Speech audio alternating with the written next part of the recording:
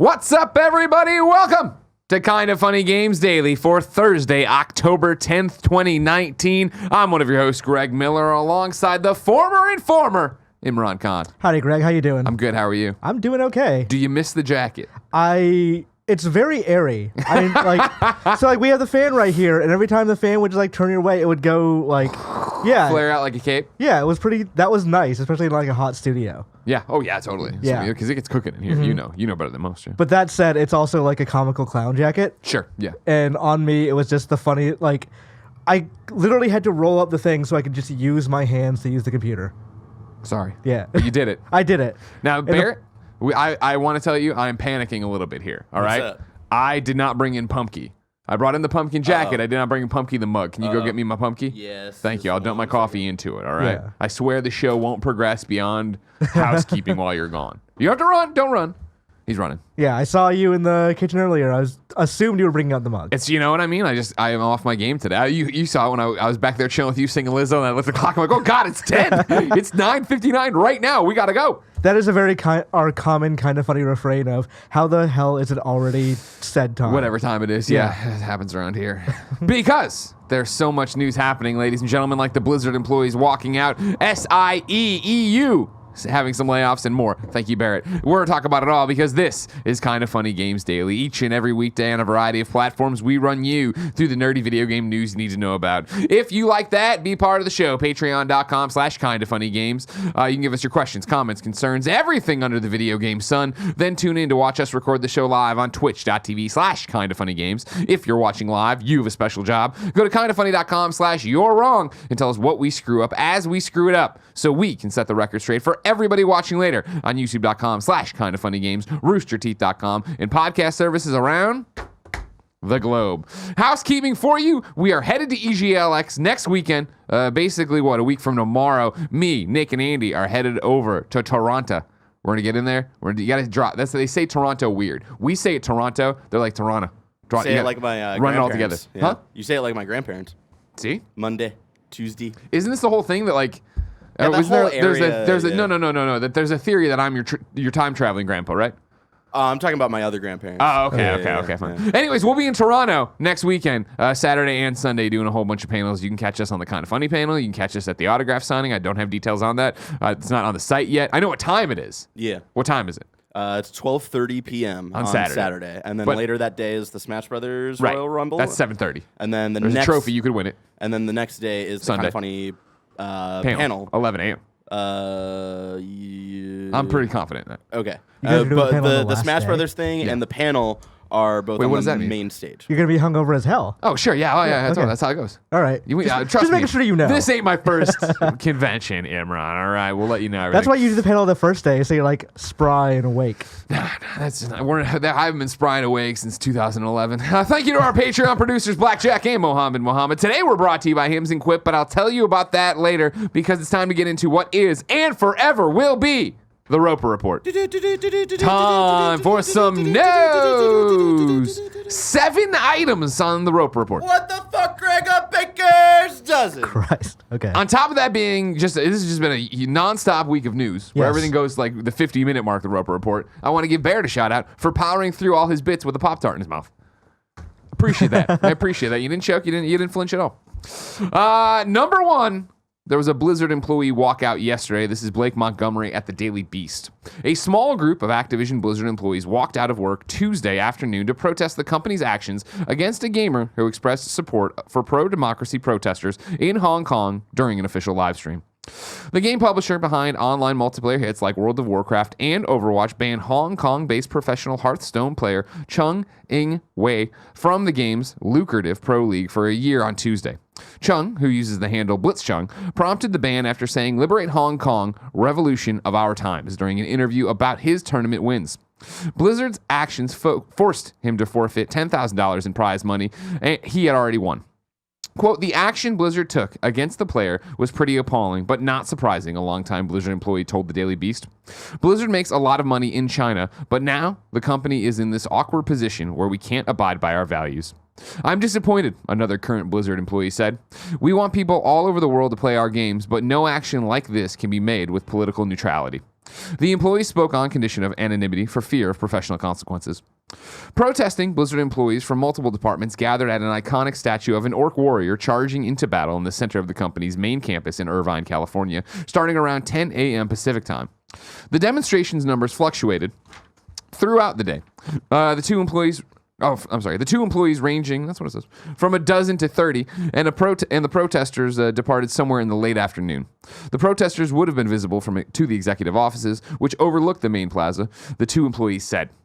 The company did not immediately respond to a request for comment. The Chinese tech giant Tencent owns 5% of Blizzard, and the gaming company earned 12% of its revenue from the Asia-Pacific region last quarter, according to an earnings report. A person claiming to be a Blizzard employee and using the handle StandingWHK posted a picture to Reddit and Imgur that showed roughly 20 employees involved in the demonstration. Several employees held umbrellas, a visual symbol adopted by the protesters in Hong Kong. Two current Blizzard employees authenticated the photo to the Daily Beast. The protesters also solicited signatures for a petition expressing displeasure with Blizzard's leadership's handling of the matter that they plan to submit to executives, the two employees said. Discussion about Blizzard's action and the protest, they said, continued Wednesday. The two employees said Blizzard executives have not taken any public action against the protesters. One of the employees who spoke to the Daily Beast felt that the protest signaled a new era for Blizzard. The company has been complying with government censorship requests within its games in order to keep doing business in one of its biggest markets, he said. Quote, doing business in China, it's been easier to ignore the authoritarianism of the government because they were asking us to do things like remove a skeleton from the game, he said. The stakes are much higher now. What was previously an obvious decision is much less obvious now. Imran, welcome to this week of Kind of Funny Games Daily. How you feeling? I feel like it's going to be very hard to be as good as Gary Whitta was about this yesterday. Did he say everything that needed to be said? He said basically like he definitely went with the right place of holy shit, Blizzard stepped in it. Yeah. I cannot believe how much of an unforced error this entire thing was. And they're going to think of it as a forced error because to them, China says, okay, do this thing, or China says jump, and they say how high. Yeah. So the fact that Blizzard's own their own employees go in, I don't want to be at a company that operates that way, is a fantastic learning experience for all of us. It's a teachable moment, but I'm also kind of worried, like, does Blizzard Corporate get this, or are they still looking at that line of, well, China matters, or China money matters more than our employee labor? You, of course, are more dialed in and know the industry from such a newsy way, and you have your sources. Every time I ask you something in the morning about this, you're like, oh, I talked to this person. I'm like, Jesus Christ. Okay. And I'm not asking you to tell me source information, but what is your read on this situation? Was it, oh my God, let's live by our bylaws and try not to piss people off? Was it China saying something? If it was China saying something to Blizzard, why is Epic being like, China owns, or Tencent owns more of us, and we're like, no way you can censor us? Like, I don't understand. So it's a couple of complicating factors there. Sure, of course. I don't know that the Chinese government necessarily told Blizzard, hey, you need to do something about this, or they massively overreacted. We're like, oh, China's not going to be happy about... Like, let's take an older example of Devotion. Okay. That was the Steam horror game that had a joke inside. It was made in Taiwan. It was not a joke, like, on a texture somewhere that referred to the Chinese president as Winnie the Pooh, which is a joke he hates. Yeah. And that game ended up being review bombed, and the business license of the publisher was taken. The publishers withdrew. The game was withdrawn off Steam for a while. I don't think it was Valve's doing. I think it was the developers doing. But still, like, that was just them not even necessarily Chinese government saying, you guys need to do all this. It was them going, the Chinese government is going to come after us. We need to take care of this. Gotcha. So I think what Blizzard's doing is we make so much money in China. 14% or 12% of its revenue. And that's not even like all of it. That's like, the Warcraft movie was huge in China.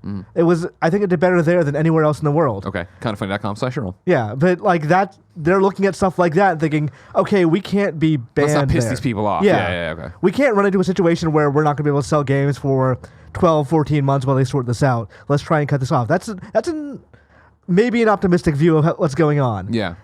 I think they're maybe reconsidering how viable that is, but at the same time, they can't do anything that pisses off China because that means they lose access to that market. Like, it's one thing to say we're gonna like piss off Chinese customers.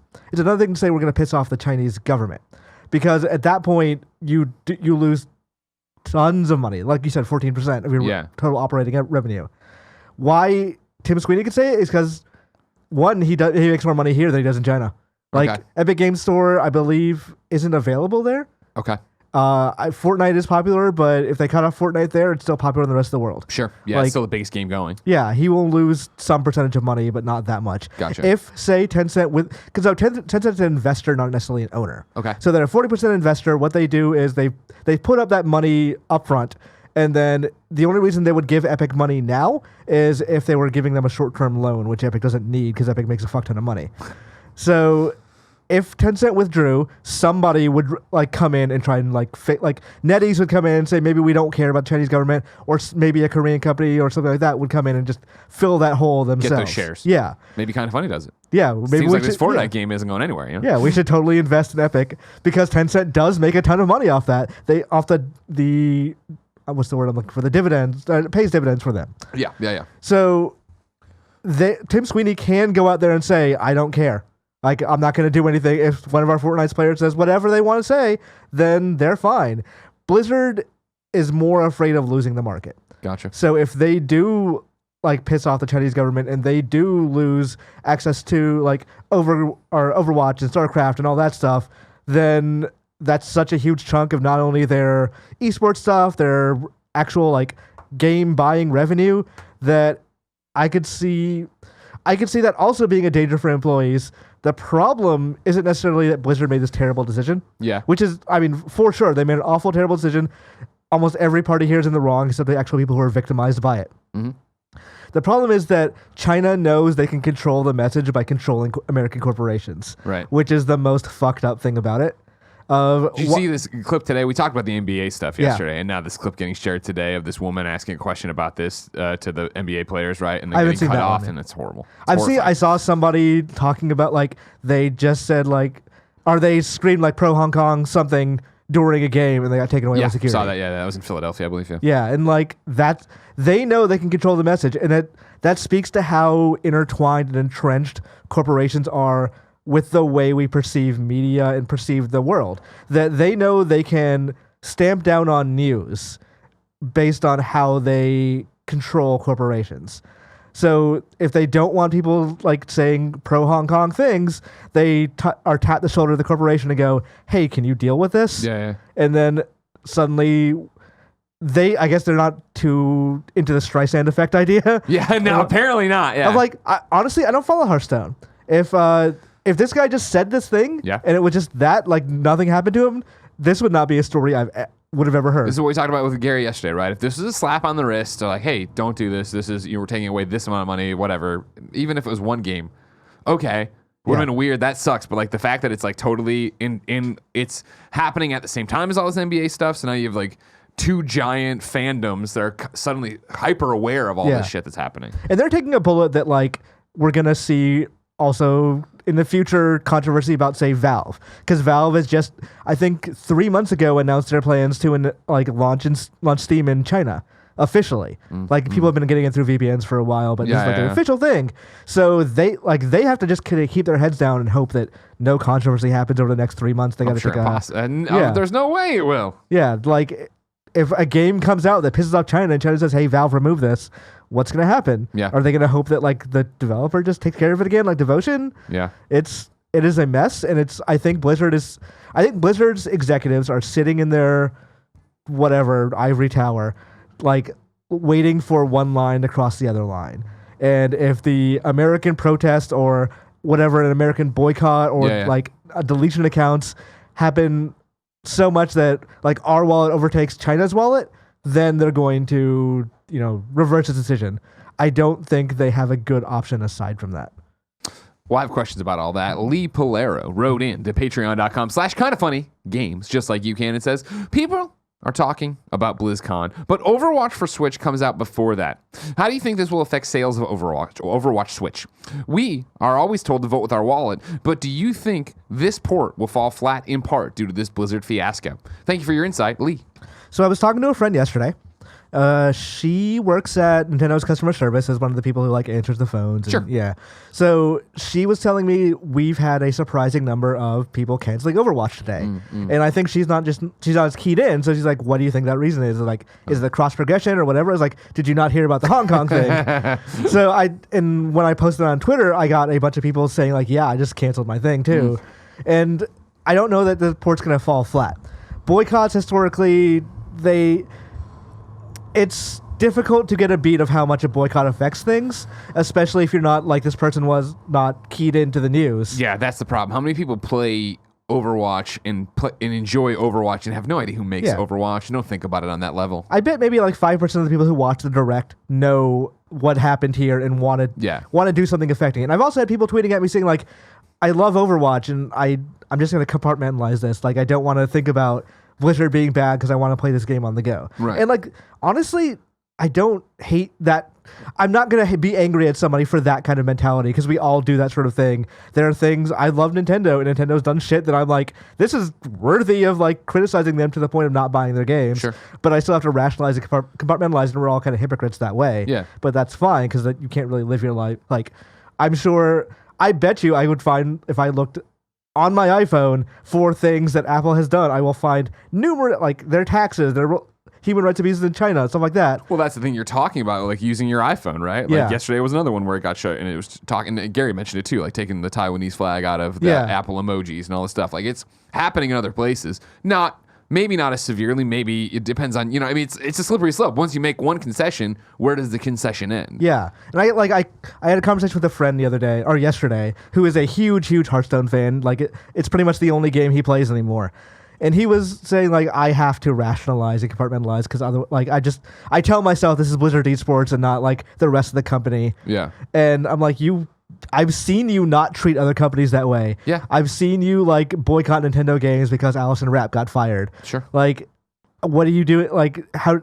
If you tell me you're rationalizing it, I understand that, but I want you to understand personally that's kind of a lie to yourself. It's like, yeah, like there's nothing you can really do about it because he's not going to give up Hearthstone. He just enjoys that game so much. And that's the idea, right? I feel of that line in the sand of it's so easy to sit there and criticize something in this industry, and that's a horrible decision, and people should boycott when it's not yours, right? When it's not it's not your game, right? Like, the Blizzard stuff, like, I'm horrified about everything that's happening. I want them to reverse this decision. I want them to have some kind of statement here where it's like, no, we're not. But it's like, it's also, I don't play Blizzard games, like, you know what I mean, in general. Not out of protest already, just because they're not my jam. Yeah, they're like wildly, Diablo. yeah. If tomorrow they announce a new Diablo, that would be like cool. What's my line and how do I feel about it? But like Switch Overwatch and Switch, I wasn't gonna play. WoW, I wasn't gonna play. Right. Like, I mean, the worst it's been, I think, is that on Monday they sent us the WoW Classic Special Edition. Yeah. Hoping we'd unbox Apparently they it. just like randomly send that to people because I talked to some other people who were like, yeah, Blizzard's sending me a package for some reason. Yeah,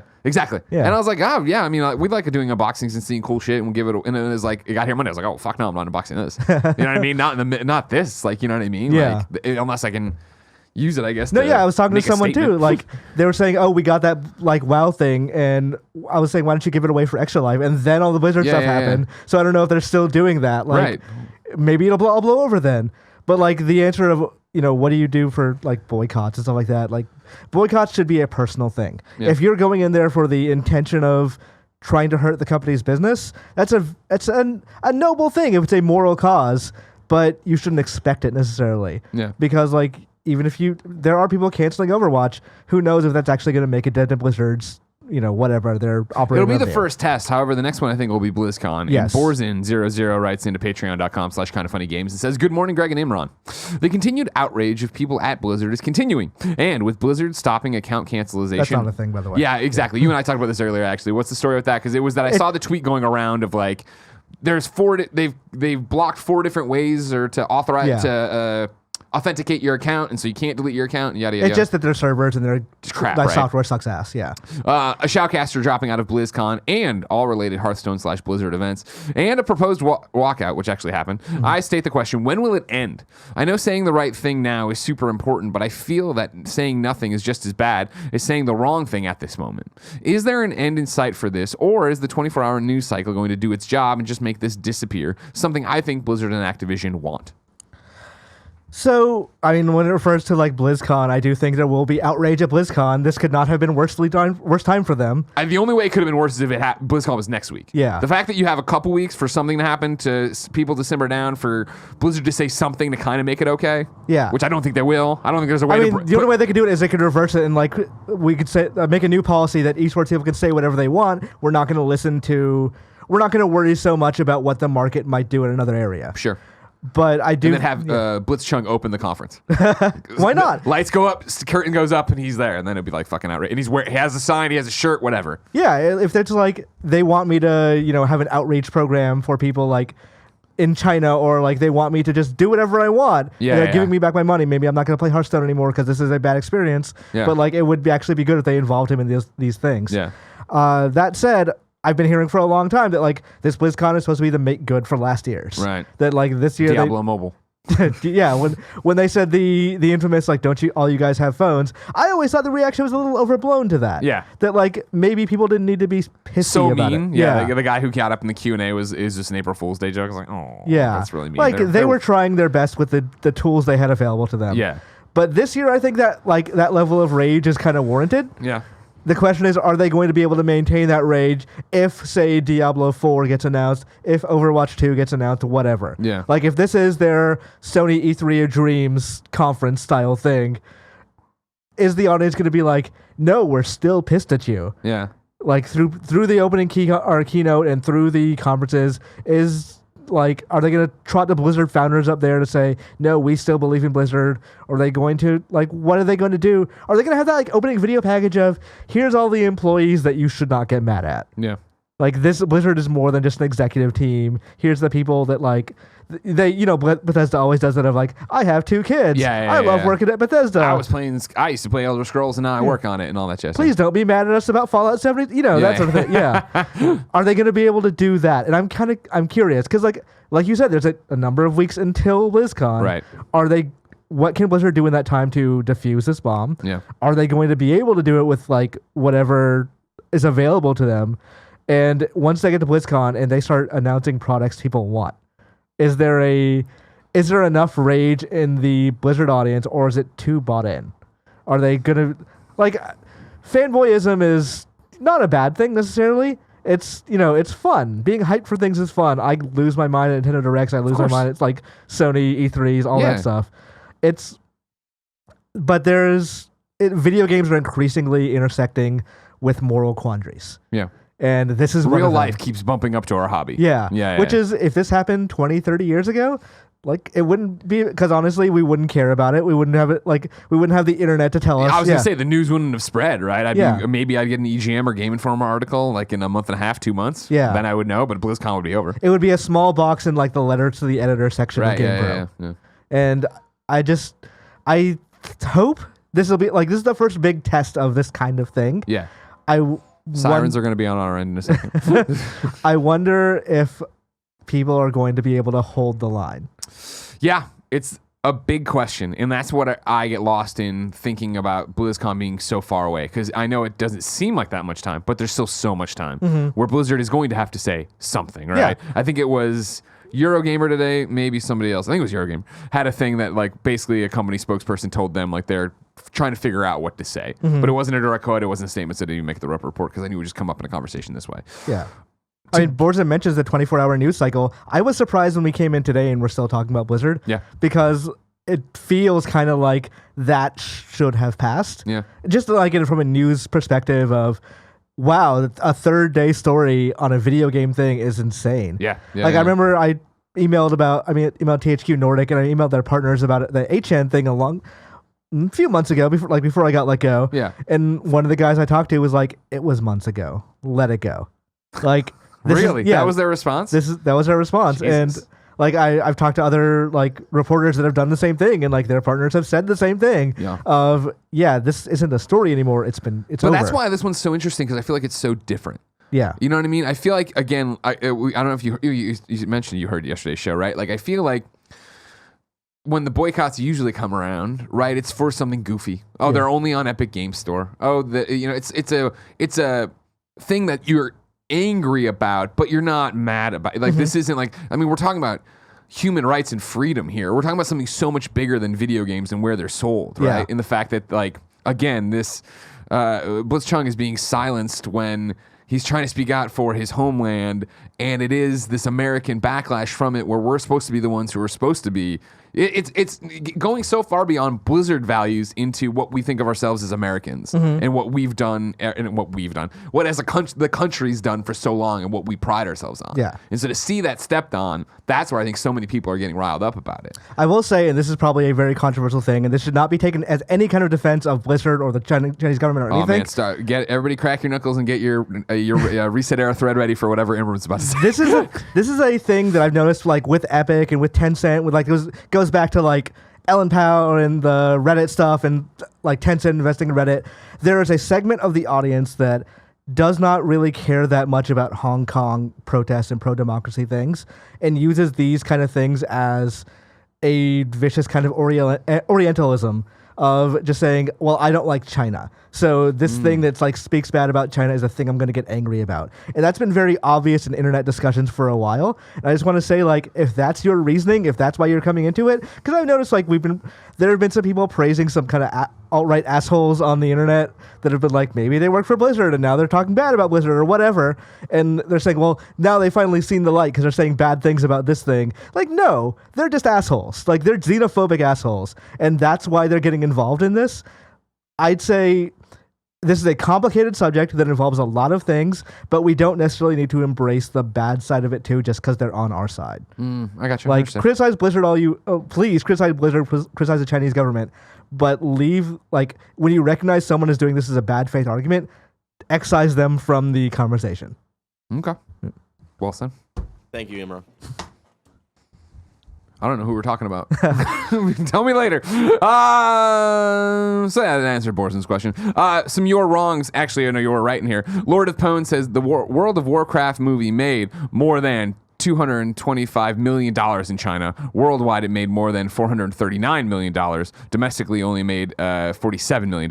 So it made 51% of its worldwide box office money in China. Yeah, and So you know there's executives looking at that being like, we can't piss off Chinese government ever. Yeah, exactly. Well, I mean, that's, it's interesting to get to this point because I remember when it started with movies and again, being Greg and not following movies or anything, and it was just like, I was like, I don't understand why it's such a bad thing, right? That like, like in the Independence Day sequel, whatever the hell that was called. Yeah. Like it was like there was a thing that like I think one of the pilots had to be Chinese, like right. she was this badass female pilot and she like saved the day or whatever. And I remember everyone being like, oh, that's because of this. And like when like in some of the Transformers movies, I think I remember reading articles. I think Iron Man 3, like there was a pretty significant plot point of him getting cured that is like referenced in later movies, but only in the Chinese version.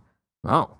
Really? Like, because he went to a Chinese hospital and, like, very famous Chinese actors playing doctors saved his life. Oh, really? Yeah. No, I mean, that's in the American version of as well. Of what did he get saved? What happened? Him getting the shards, like the things in his chest that the the power reactor. Yeah, the arc reactor. He does get that surgically removed at the end of 3. Okay. Yeah. I know By there's a Chinese scene doctors in China? I do not remember. Because it's like the Chinese version of Iron Man 3 is like 20 minutes longer for that scene. Interesting. Yeah. Okay.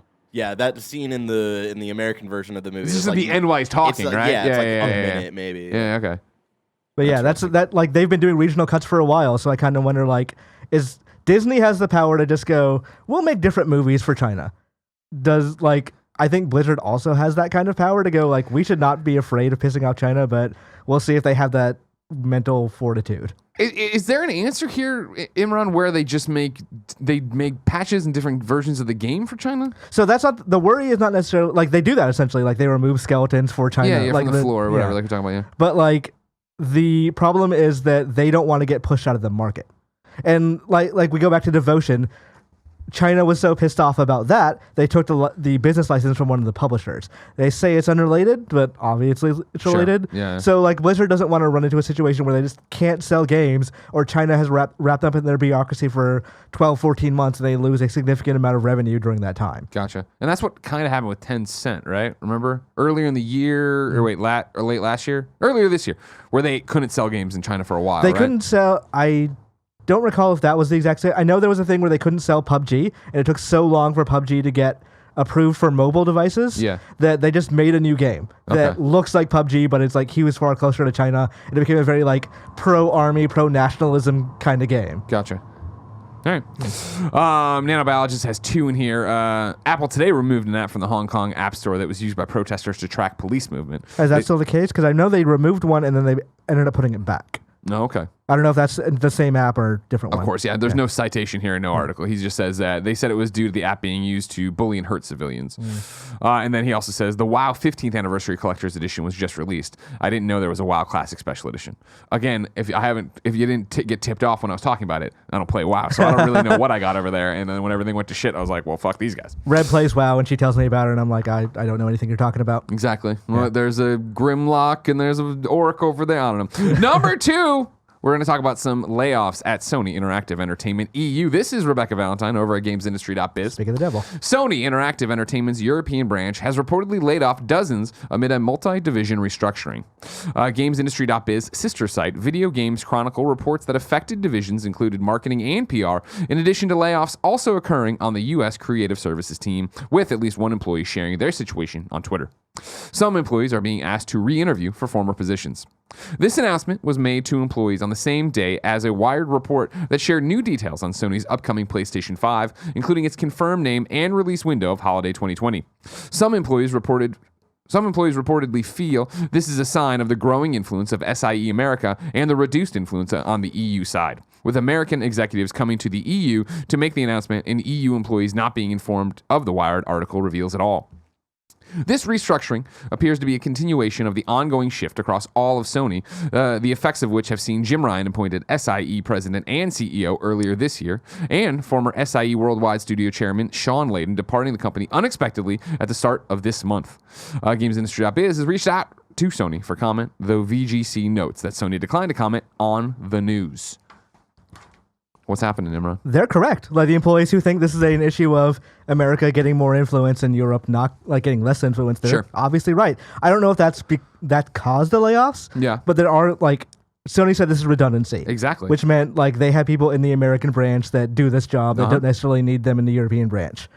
So it's awful they had those layoffs. I kind of feel like the Wired thing is maybe designed to like distract a little bit, like have some good news. Here's some great news about PlayStation 5. Yeah. Like Matt Lauer had a TikTok story the same day he gets accused of sexual assault. Like that kind of thing. Okay. Of like there's a PR company involved making sure that they're, Matt Lauer, he's still not doing nothing, is he? Is he back on TV yet? He's on TikTok now. What does that mean? I don't know. He's doing news on TikTok? Yeah. Does he still have the button under his desk that locks people in his room? Fucking creep. That's, I think, probably, that's at the heart of the sexual assault. Yeah, 100% it is. Yeah, all right. But we talked a little bit about when Sean Layden left. Yeah. Of like, Jim Ryan is in charge now. That, taking off the coat. Yeah. As very sexily as possible. Yeah, exactly. Well, I want to give people, if they're watching on YouTube, they deserve something. But the Jim Ryan is in charge now. He did come from Sony Europe, but obviously he wants a grander power base around him, which makes sense because if Sony is being run, or PlayStation is being run from America. Yes. You want all the key roles to be filled in America. Yes. And like, maybe there is a degree of, I don't want to say arrogance about it, but Sony doesn't really have competition in Europe. Like Microsoft never really got a foothold. Nintendo never really got a foothold despite 30 years of like their laissez-faire kind of, I don't know, well, leave it to Nintendo France to do whatever. Yeah. But I expect that this is Sony saying that we're consolidating the power base in America. All major decisions will run up through this tree. Yeah. You have covered PlayStation for a very long time. I have. You know, I'm sure you have heard in the last 5 years, there's been a power struggle between Sony Europe and Sony America. Because they've seen it going, right? Like, Multicallum wrote in asking about this, right? Hey, Greg and Imran, with today's news of mass layoffs at PlayStation UK and reports that the last 12 months have seen PlayStation's North American arm wielding increasing influence over the global business, I feel like the timing of the PS5 news and PlayStation Now reform and Sean Layden's departure is too coincidental not to be connected. Is PlayStation undergoing a shift?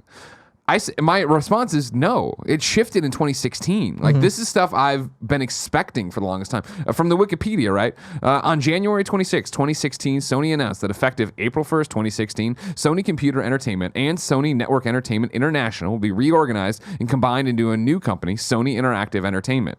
Unlike the former SCE, SIE is based in San Mateo, California, and represents the entire PlayStation brand, regional subsidiaries, and its content operations. Yeah. Like, you're talking about, the wealth of knowledge I have from doing this for so long. Like, PlayStation used to be the most siloed first party, and it was the biggest pain in the fucking ass to deal with. And that's me having to deal with it in terms of like a first party exclusive. I want to do something with a first party exclusive. I want to do an exclusive on at IGN, right? Such a huge pain of hitting up American PR and then being like, we'd love to, but European PR, it has to do with something over there. So we're going to have to time out something where you can have the American exclusive. They can, and I'm like, no, IGN has a UK brand. No, it doesn't work that way. It needs to be this. Yeah. It needs to be, and I'm like, this is a granular problem, let alone to blow it up to them trying to run a business and do all these things and have different people talking. I'm leading Death Stranding coverage in America, but somebody else is leading it over here, and then we have to waste time talking to each other when we should just be talking to who we need to talk to. Right. And they're public facing problems too. Like the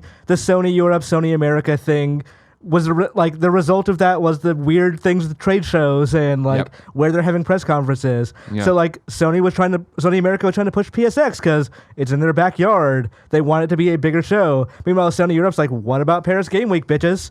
And everybody's like, what about it? Nobody, what do we know? Yeah, remember that one year that they like revealed, like it was like, I think it was Ghost of Tsushima and a bunch of other shit at Paris Games Week. Did they do Ghost of Tsushima there? I remember like it was always, where we were always like, Quantic Dream's going to do something. Yeah. It's got to be it's in David Cage's backyard. He's going to say something. Yeah. But like that tussle was a result of why PSX got canceled one year or why they've like de-emphasized stuff and things like that. And it's why you'd see this weird drip feed where like they couldn't come out, I think sometimes and swing big because they needed to save stuff for the other shows. Yeah. I've had to deal with them and like you said, they would say, oh, well, we need this European outlet to sign off on you getting this news item. I'm like, what? Like, why? Yeah, you're Sony America PR. You guys are the heads of this. Like, yeah, and I think that's what it is again waking up to what the internet is and what the world is in 2019 for European. Does it make sense? And don't get me wrong, it sucks people have lost their jobs. I'm not here trying to be fuck them. I'm just like, I can see the business strategy of like trying to bring everything under one roof and have it be the San Mateo office and have that be HQ and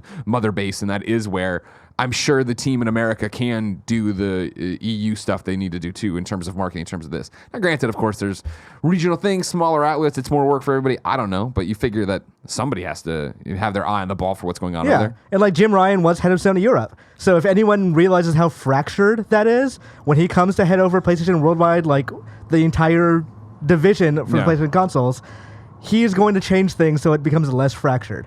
I have a lot of disagreements with Jim Ryan, and I kind of wonder, like... Oh, so you hate children? I absolutely hate children. He's trying to protect him with this crossplay business, but you hate kids. I didn't know. But fuck them kids. Maybe not a thing you want. Like, I'm glad the audio was isolated there. But I do think he came to this thinking, I'm going to unify this because it makes more sense to like have everything run... Like, the buck needs to stop somewhere, and it should be near me, at the very least. Yeah. Like, so this, like you said, is this a shift? Yes. Is it a bad shift? I don't know. Yeah, exactly. That's the other thing is that if it's for the best, who knows? I don't. I'd be more interested in knowing from that respect what our European peers would be saying in terms of games coverage, as well as what is it's a very broad right now. There's been layoffs, marketing, PR, and creative services. Are there still PR people there? Are there still any creative services people there? Like, you need someone who is boots on the ground in that thing. Otherwise, you run into scenarios of you don't know how to promote necessarily to the EU. Yeah, I assume they still have like a marketing department and stuff like that are like, it's just that the decisions need to be like decisions about where are we going to announce X game need to be done in one place. Yeah. And it's no longer Japan. It is San Mateo. Yeah. And I the hotbed of video games. It's beneficial for us because they're right next door. Exactly. But it does mean like when you're launching a new console, you don't want confusion about things that are said. Like, remember how bad the initial rollout of the PS3 was? Because they're like, we're launching in America and Japan and Europe 6 months. Like, they can't have situations like that again. Yeah. Where it sounds because one region couldn't get their act together about it. Yeah. Yeah. Great point. Nanobiologist confirms, Imran, you are right. Ghost of Tsushima was revealed during Paris Games Week, October 2017. Which is still super weird. Very weird. Yeah. Number 3, WB and IO Interactive are making a new game. Is another Hitman game or a new IP? Nobody really knows. Warner Brothers Interactive Entertainment and independent video game developer IO Interactive today announced a worldwide publishing and distribution agreement to bring a new console and PC game experience to players worldwide. IO Interactive has 2 development studios in the Scandinavia region, IOI Copenhagen in Denmark, and the recently opened IOI Malmo in Sweden. And I know I didn't get it right, I'm sorry. Both of which will be integral in the development of the new game under this partnership. Warner Brothers and IO Interactive previously partnered for the release of various titles within the acclaimed Hitman series, including Hitman 2, Hitman Definitive Edition, and Hitman HD Enhanced Collection. IO Interactive is currently seeking high-quality talent across all game development disciplines to join the IOI Copenhagen and IOI Malmo studios. Interesting candidates can apply at www.ioi.dk/jobs. When you said, like, who knows if it's a new IP or a new Hitman game, I was like, I'm sure it's a new IP because I remember them saying it. And I wanted to look it up in July this year. They mentioned they're working on a new IP and a new Hitman game. So what could it be? Yeah. What's this partnership agreement? The way it reads, I imagine it's the new IP. Yeah. Because why wouldn't you just say that we're publishing the new Hitman too? Yeah. The Hitman developers making a Hitman game is not a huge story. Yeah. Yeah, exactly. It's a weird story to begin with of just like, hey everybody, we signed an agreement to publish a game. And it also makes sense for them to do the new IP to Warner Brothers as well, because then there's more eyes on the new IP, whereas Hitman is already like a 100% known quantity. Yeah. And I'm pretty sure IO, when Square Enix sold Hitman back to IO, so they're not gonna like. I think they wouldn't say we're partnering with WB again. They just say like WB's publishing this. Exactly. Yeah. Interesting. Hitman 2 was so fucking good. Yeah. I want to play it so bad. It's great. Why don't you? There was a new map I think like 2 weeks ago.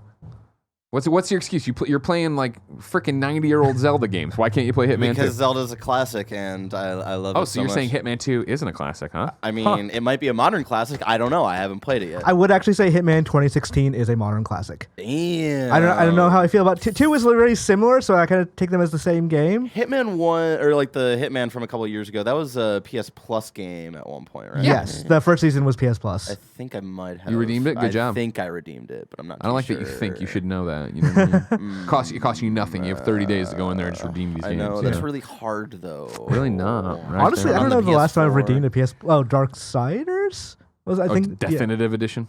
the Darksiders 3. Okay. Like they put the new one on there, so I'm like, all right, whatever. Whatever. I'll give it a Might shot. as well. Remember, Last of Us remastered out right now. Everybody get it. Oh yeah. And MLB 2019. Oh yeah, you like that. It's really good. A bumper crop month for games over there. Believe it or not, we've hit the halfway point in the Roper Report. 42 minutes in. I love it. I love it when the shows are juicy. Number 4, Steam's got a remote play together feature. This is Alicia Judge over at IGN. A new feature called Remote Play Together is heading to Steam, which will turn local multiplayer games into online experiences. Perhaps the biggest boon to players is the fact that, like a traditional local couch gaming experience, the feature means you can enjoy a friend's game even if you don't own it yourself. Remote play works by one player inviting a friend to join their local multiplayer game via Steam Overlay. If their pal accepts the invitation, the game is run through the host computer and they begin playing together. The host player handles all the processing while their friends hook in with their connection, controllers, and microphone. The game doesn't need to already exist in the friend's Steam library. An email sent out to developers and shared on Unity's forum informed game creators that any games featuring local co-op, split screen, or multiplayer mechanics will be automatically supported when the feature goes live in Steam beta on October 21st.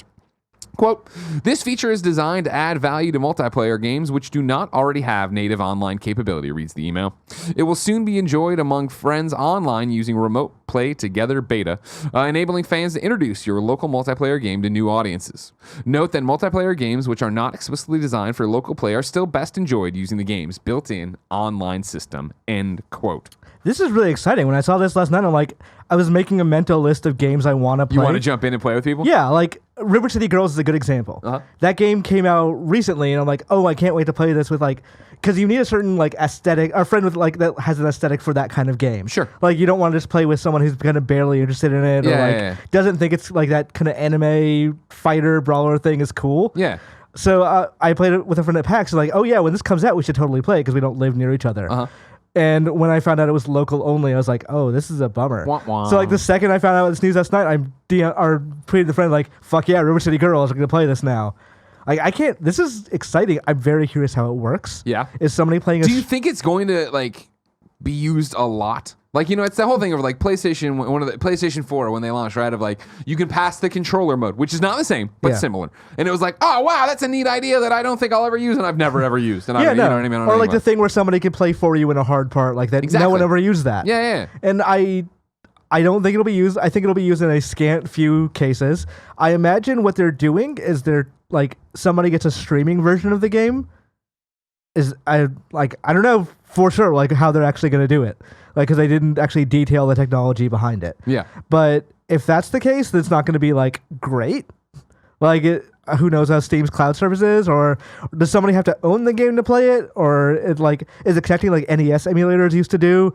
Of like, I'm going to play River City Ransom with a friend because this NES emulator thinks they're in the same room. We'll see how it works. But I'm excited for it, even if I only have to get to use it like once or twice. Yeah, right. I mean, whatever. It's a bonus, you know, a boon to Steam. Yeah. Here's another way to pay it forward. Yeah, I don't think it's going to be used for like fighting games that don't have online or anything like that. Yeah. And that's the thing of like being able to jump in and play a game with a friend that you'd want to play local, but again, is all the way out there, right? Pretty good. Hold on 1 second here. I want to check something. Control F, Universe. I do think like this, like the remote play together stuff and all that, like everyone's making these very interesting quiet moves of like, here's a thing that... There's a reason to play on our stuff? Yeah. But it's also like, here's the beginning of a new technology that might become standard in like 5-10 years. Making us look like clowns, Imran. And you're wrong. Rebekah Valentine writes in and says the press release that IO and WB thing put out, that press release for that IO WB thing specifically refers to quote a new universe for IOI. So unless Agent 47 is leaving this galaxy, I think it's safe calling it a new IP. She once yelled at me, or not yelled. She gave me a talking to because I read a DM she sent me while I was on the show. Yeah. So she's like, I'm never going to DM you on the show again. She can't do that, and also you're wrrong. Well, hey, man, you're wrong is the right way to go. Like, they buried it in one of the boring jargon quotes. Why wouldn't you lead with, in the headline, we're teaming up for a new thing? I mean, there's nothing in it and anything. And then I got to go. This is the quote, if you want some word salad, as Gary would love. Over the past few years, Warner Brothers has shown us firsthand that, and this is the second quote in the press release, that they understand and respect our creative vision, and we're looking forward to continuing this relationship, said the CEO of IO Interactive. IO Interactive has a proud history of creating compelling characters and universes for our players to enjoy. It's in our DNA. As we embark on this exciting project to create a new universe for IOI together with Warner Brothers, we're currently looking for ambition. Come on, man. Come on, man. Yeah. So they're working on a new IP and also working on a new Hitman. Stupid Rebekah Valentine reading And every word in the press release. Imran got a talking to. I got a talking to. Imran got. Hit him up, Corey. Got. Number 5. gift. Mike Ybarra is leaving Xbox. This is, goddamn it, Rebekah Valentine, GamesIndustry.biz. Microsoft and Xbox's Mike Ybarra. And I'm saying that right. Ybarra, right? Yeah. Okay. I think so. I've always followed him on Twitter, and I talk to him there, but I've never actually talked to him. It's a great, like, hosting this show, you increasingly realize how many people you just see on text. Yeah, exactly. And never actually hear their name. Mike Ybarra has announced he is parting ways with the company after 20 years for a new, as of yet unknown, I screwed that up. As yet unknown endeavor. Quote, after 20 years at Microsoft, it's time for my next adventure, he said in a tweet today. It's been a great ride at Xbox, and the future is bright. Thanks to everyone at Team Xbox. I'm incredibly proud of what we've accomplished, and I wish you the best. More soon on what's next for me. Super excited. Most importantly, I want to thank all of you fellow gamers and our great fans for all of the support. Keep gaming, and I hope to see you online soon. Ybarra's time at Xbox goes back to 2000, where he was hired as a systems engineer following a job at Hewlett-Packard. Over the years, he moved up into director and manager roles, working on projects across Microsoft, such as Windows 7 and Xbox Live, both of which he served as general manager for, and Xbox Game Studio. As partner studio manager for Xbox Studios, he signed and shipped titles such as Gears of War, Age of Empires, and Sunset Overdrive. In 2014, he was promoted to a VP role as corporate VP of program management for the Xbox platform, and in 2017, he began the role he is departing, handling Xbox Live, Xbox Game Pass, and Mixer, still in his corporate VP role. So what are you thinking, Stadia? Well, I mean, that's just the default answer. Yes. Oh, man, Sean Layden's gone? Stadia. Ybarra's gone? Stadia. I like to think that Phil Spencer threw Ybarra in front of him to avoid the TGA curse. Understandable. So far, it's accurate. Phil Spencer's the only one surviving. Yeah, we'll see. Yeah, I don't know what he's up to, but that would make sense, right? And again, you know what's interesting about this? Look at how you handle someone leaving a company Yes. after 20 years, and how it's not just a weird tweet from the parent company and no one else says anything. Yeah. Ybarra here talking about it being a part of it, and they had other things about it. Do you think his like weird? It was a while ago, but like he had a weird meltdown over Anthem. Do you remember that? Do you think it has Vaguely? like he was very much taking exception to the reviews? Yeah, and saying like, yeah. oh, they were just playing it wrong, or like they don't get it. This game is actually amazing, and like Yeah. he's super wrong. But it's I wonder if like that had something to do with like him maybe dialing back, or maybe considering like maybe I don't want to work here anymore. If that like I doubt it. I mean, it's possible, of course, but I feel like there's been enough breathing room in there that I think it's just time for another thing. You Yeah. know, 20 years, and I'm sure again, if it is Stadia, Google drove up with their dump truck full of money and were like, "Come on, get in." Yeah. You know what I mean? I mean, he has quite the Gears, Age of Empires, Sunset Overdrive. Not a huge seller, but actually one of my favorite Xbox One Oh yeah, games. good game. Nobody's gonna argue that. Number 6, Apple is selling Xbox controllers. This is Chris Welch at The Verge. Apple has begun selling Microsoft's Xbox wireless controller after adding support for the gamepad in the latest major software updates for iPhone, iPad, Apple TV, and Mac. The Xbox controller is priced at $59.95 and is available from Apple's website. Chris's report continues, I'm not seeing any local stores with stock just yet, but it's not unreasonable to think Apple might give it some shelf space to help promote Apple Arcade. There's no sign of Sony's DualShock 4 controller on Apple's store, however. Apple also introduced support for the PlayStation 4's gamepad with iOS 13, iPad OS, tvOS 13, and Mac OS Catalina. Both controllers can be paired to Apple's devices over Bluetooth and then be used to play any games that support them. Yeah, it very much benefits Apple to say like, hey, we have controller support now. Might as well, yeah. And, Yeah. and again, to push Apple Arcade and have it in the store of like, yep, here's the controller, buy it on your way out. Like I saw with the 7.0 PS4 update, Yeah. that like they had specific mention of, yeah, we're gonna be like remote play is gonna work on Apple devices now. You can actually just use a DualShock on there, so it's not a huge deal. Yeah. So it's interesting that everyone like this is a mutually beneficial thing for everybody. Yeah, the remote play stuff was weird. I guess it's because it's more native, because it was working already. The controller support Right. for 13 was there, let alone the fact that we had already had, like a month, or maybe even more than a month, kindoffunny.com/wrong, since the remote play app came to iOS devices. Right. But I actually, this weekend when I had it and everything was finally went live, I was using it in the hotel room playing Concrete Genie from the home, remote playing it from home onto the iPad with the controller. And I was shocked at how well it Is ran. that when you told Lucy to make sure your PS4 was turned off? That was when the internet, when I was playing, having a great time, played for like an hour, and then just all of a sudden, boom, it was done. And I tried to reconnect, and it wouldn't. And then I was like, I tweeted about it, Lucy, make sure you turn off my PS4 when you get home. And then she sent me a hour later a photo that her smart lights had reported to her that the internet was out. And so it's like, what a weird 2019 where the lights are telling us the internet's out at home, and that's why it wasn't actually a remote play bug, yada yada. But yeah, I wonder if Apple, like before all this, like before they made these decisions, went to each of these companies, is like, hey, we want to have your controllers be native support. How do you think that can benefit you? What can you do with that? Yeah. And then Sony was like, well, we're going to go harder on remote play. So here's a new app. Here's like all this stuff. Yeah. We're going to make it a big part of our next update. And Microsoft is, why don't you sell some controllers for us? Like, why don't we like Arms look race, at, yeah, right? How to do this. like it benefits Microsoft to make the Xbox controller the default controller for gaming. Of like, use this on PC, use this on your iPhone, use this on your Xbox One. Yeah. Like, make this the iconic imagery for whenever someone has a controller in their hands. Yeah. So this is very good for them too. Yeah, 100%. Yeah.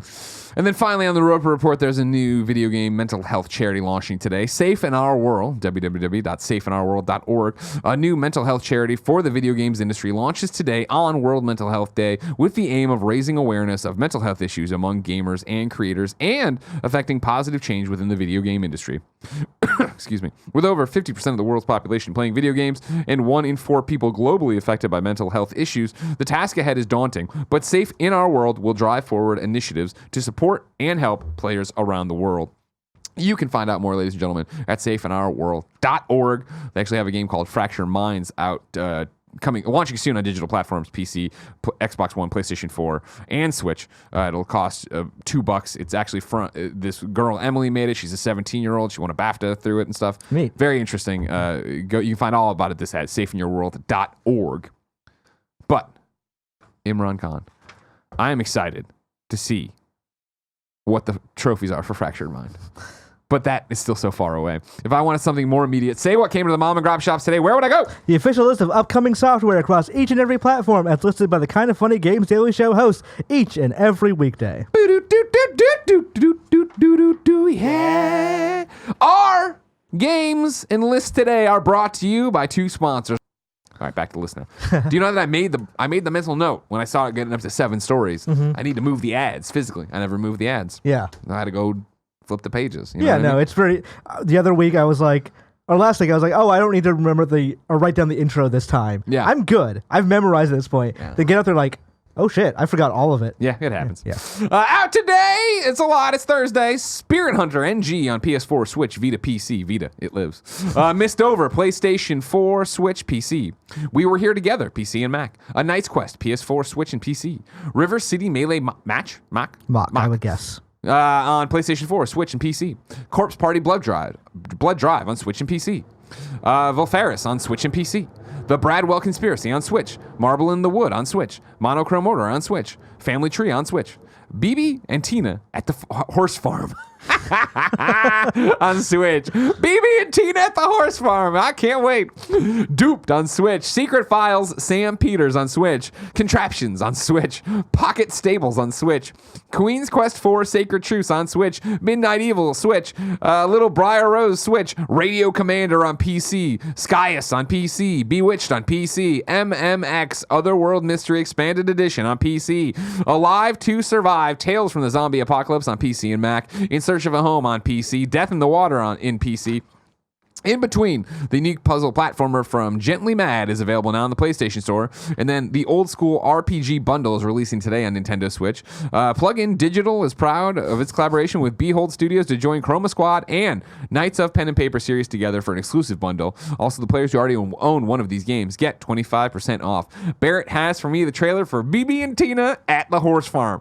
Worth pointing out that it is BB and Tina ... at the Horse Farm. So Yeah. there's going to be a lot more of this. It's an anthology series. Glad we are running it in 3080. We got different game modes, missions, challenges. Who you want to be? You want to be BB? You want to be Tina? Bloxburg. So is this like a cartoon this is based on? I need to know more about BB and Tina. This feels like a European cartoon. Oh, here we go. Jesus. Looks like BB's riding this horse. She's hopping over the This thing. seems like a ripoff of that Barbie horse game. One of the best horse Now games you of say all that, time. but you don't know if this came first. Maybe Also, this is a like- remaster of it. How much can you really do with a horse game? A lot. You're looking at a chicken. Did you expect that? It's Pokemon Snap. Yeah. Why are the chickens not cell shaded? Like, wait, hold on. Did they like grab the chicken off the Unity this is store? making me sick. That spin there, right, where they went, the horses went ass to ass and then spun in joints in it. They're riding into a Nintendo 64 game. Yeah, man, there's a lot of popping on those trees in the back. All right, well, BB, I mean, it's a cut rate. This is the trailer? yeah. Whoa. Wow. Jesus. It's a thing of nightmares right So there. it looks It's like when the Simpsons look at you head on, right? Like, like from the side, it looks totally They normal. have like weird looking noses and Yeah. shit. I was gonna say it looks like one of those weird anime masks people put on. Oh, sure, yeah, also true. Also They true. took the horse brushing from Red Dead Redemption 2. Lord This Almighty. is basically Red Dead. New Switch. dates for you. I said I'd expand on it. Here you go. Psyonix, San Diego video game developer, announced that the hit Netflix original series Stranger Things will headline the upcoming Rocket League Haunted Hollows event starting October 14th on all platforms. Similar to past in-game events, players can earn candy corn by playing online matches that can be used to redeem several or various Stranger Things themed items. In addition to general Halloween themed items, there's the Farmstead Arena has also been transported into the Upside Down, and the new Farmstead, the Upside Down Arena will be available in the arena rotation during the event. There's a whole bunch of other stuff too. Limited time arenas, like we talked about. The items are like you get a Camp Nowhere topper, a Demogorgon player band, all the stuff. If you're into that Stranger Things, there you go. Haunted Hollows will end November 11th with a 3-day redemption period until November 14th, where remaining candy corn can be used in the event store. Is Stranger Things still that popular? I mean, they just announced another season of it, so Hell yeah. yeah. It's still Okay. fucking popular. Like I like watching it. I just didn't know it was like still a cultural event. I don't know. yeah. I don't think it's as big as it was like the end of season 1, I beginning of think, season like, 2. I think, yeah, but I think younger kids are starting to get into it. Like, Okay. my sister really pays attention to Yeah. it, so I imagine all of her friends are really paying attention Sure. to it and shit like that, so. It's not like one of those things they won't let die like Breaking Bad. The Wanderer, Frankenstein's Creature, comes out on October 31st. It'll be Fuck on you, Steam. I'm excited for El Camino. yeah. And it'll be coming to mobile platforms in November. Moons of Madness will launch on PC November 22nd, 2019. The release date on PlayStation 4 and Xbox One is January 21st, 2020. And then Don't worry about that last one because I saw it was about the corpse party. Yeah. And I was like, I thought I read that out It was today, in and I the- did, yeah. but I had breaking news about it coming out today, which is weird. Deals of the day for you. Epic Games Store announced the next 2 free games it'll be giving away October 17th through the 24th. It's Alan Wake's American Nightmare and Observer. That's smart of them to get like people interested in what happened with Alan Wake last. Yeah. Before the Control DLC comes out, which I 100%. assume is also going to be on Epic Games Store, like exclusively for a while. But The DLC. yeah, Well, no, the Alan. Remember, this was something we got wrong when we talked about it. You might know about the it first episode. DLC is exclusive to PS4. Second is not, which is the Alan Wake experience. Exactly. Yeah. So I assume on PC at least it'll be I see what you're exclusive to saying. Okay. EGS. Time to squad up. This is where one of you writes in to patreon.com/kindoffunnygames. Give me your name, username, platform of choice, and why you need help in a video game. I read it here. The best friends come and find you, and everybody plays games together. Hold on a second. I didn't read ahead on this. No, this is a prank. I'm not reading that one. Yeah, no. Damn. I got. Give me got the one. got. Give me the one. Kevin, sorry. Give me the one. Barrett. There's the one not set up. You And did then you get can do the got like You got yesterday. more than I got. Get on got. it, Corey. I'm just ashamed. You're still glaring at me. Why? Is this because of the Breaking Bad thing? No, because you called me Kevin. No, I laughed because I was about to say it and then I said it. I said, I said, give me the one, Kevin. You can watch back Okay. because it was that I caught myself, but I still said it. Yeah. Now that you brought That's up still the you Breaking doing Bad it, thing though. again, I'm now upset again about the Breaking Bad thing. Well, it's just like, okay, do we need Better Call Saul? Yes. No, we didn't. Breaking Yeah, Bad was we great how did. it was, and we didn't need Better Call Saul. You and Nick did not And give now that do show I a need chance. to see what happened in Jesse Pinkman? Not really, but I'll watch it. I hope it's great. He deserved And I didn't better, give it a chance. I watched season 1. of Most Better of it Call probably. Saul. Yeah. The first season of that show, I would argue, is better than the first season of Breaking Bad. Just saying. Yeah, probably. I dropped out of Breaking Bad too the first season, and then came back when everybody's like, "Oh man, it's gotten better." I was like, "Oh great," because it wasn't great when it started. And also, but then it's a great ride. The finale for Breaking Bad doesn't give us a good wrapped up story for Jesse Pinkman, so I'm glad that we're getting. But what do you think this one's going to give you? He's going to die or he's going to be president? No, it's still going to be like he's living his life out there. I liked it better that spoilers for the end of Breaking Bad, that he was riding away free finally. That when he does that yell of joy, like he Yeah. finally got away. That's all I needed from him. I like that your idea of closure for a movie is dies or becomes You president. either become the president or you die. Time for kindoffunny.com/you're wrong. This is where people write in to kindoffunny.com/you're wrong and tell us what we screw up as we screw it up. Lord of Pone says, did Greg not mention Killer Queen Black is out today on Switch? I didn't. You're right. Very exciting. Saw the Kotaku review go up. We have had our codes, but it's hard to get 8 people together to play games, so we will eventually do it. Here we go. Thank you. Arvel Kreinid says, Bibi Blocksberg is a famous German audio drama series for kids. It's based around Bibi, who is a witch who's having lots of adventures. Bibi and Tina is a spin-off series, and it's Bibi together with her friend Tina, who like horse riding. Well, that sounds great.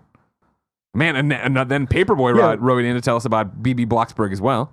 Are you all German, or do you just happen to know about Bibi Blocksberg? Both. Okay. Paperboy is like, yeah, I'm talking about this. Yes, it's based on a German TV kids show, but this show has things that no way in hell would be appropriate for an American audience. Okay, I for gotta example, look this there up. was an episode where Bibi stalks her crush and seduces him by using an aging spell on herself that makes her an adult, seducing his kid crush is what she wrote. What? Awesome. Yeah. What the fuck? Okay, actually, the cartoon looks way better than that video game. Oh, does. I'm sure that. Yeah. No, I wouldn't knock that. You know how it is. Okay. And Spencer says, I will not let this episode of KFGD end without letting everyone know that Pantsu Hunter is getting a physical release on Vita starting today. Only 1,500 copies at PlayAsia, so spread the word to Vita Island. Is that Spencer's, Kevin's hot little brother? I don't think so. Okay. But Pantsu Hunter sounds like one of those Vita games I was talking about yesterday. The game has a very nice art style. I'll say that much. Pantsu Hunter? Yeah. Or BB? Pantsu Hunter. Okay. It has like a 1980s anime style. It's neat. Okay. Yeah. Is it about me hunting pants, though? Panties. I thought so. believe. I Yeah. thought so. I didn't want to say it. I didn't want to get it so on the nose. You know what Which I is mean? what for the long was because of that. Ladies and gentlemen, this has been Kind of Funny Games Daily. Of course, the content for games doesn't end here. You can go to patreon.com/kindoffunnygames today and watch the Gamescast get recorded live. It'll be myself, Tim, Fran, and Imran. What are you talking about today? After party and Ooh, fuck you. I'm excited. yeah, the embargo on that's up, so I can actually talk about it Awesome. now. Yeah, this is the preview event. All right, cool, Yeah. cool. Yeah, because when they invited me, I was like, I'm already in. Just give me the code when the code comes. I'm going to talk about Concrete Genie. I'm going to talk about One Night Stand, and I'm going to talk about Remote Play. I'll talk about Ukulele, which is actually surprisingly good. Ooh, that's to talk about. That's 2 p.m. You can watch the live recording, patreon.com/kindoffunnygames, or go to that site, grab it on demand tomorrow. No ads with the pre and post show. However, if you don't want to toss any bucks our way, you, of course, can go to youtube.com/kindoffunnygames, roosterteeth.com. Podcast services around the globe on Monday. No pre and post show. It has ads. This show is up on Patreon without ads, too. You could go there and leave your questions and comments and all that jazz. You know that. Good explanation, Greg. Thank you very much. Tomorrow, Tim and I are back hosting this show. Imran, when are you streaming again? I was streamed tonight. I think since October. I'm streaming like Resident Evil and Castlevania nice. games. Okay, cool. Yeah. Where can people keep up with that? Twitch.tv/ImranZomg or YouTube.com/ShockingAlberto. Oh, Shocking Alberto. It was a name. It's a name from a old '80s anime movie called Giant Robo. Okay. Which I just stole, and I'm like, oh, that name's cool. I'm stealing that. That's how most screen names go. Yeah. Ladies and gentlemen, until next time, it's been our pleasure to serve you.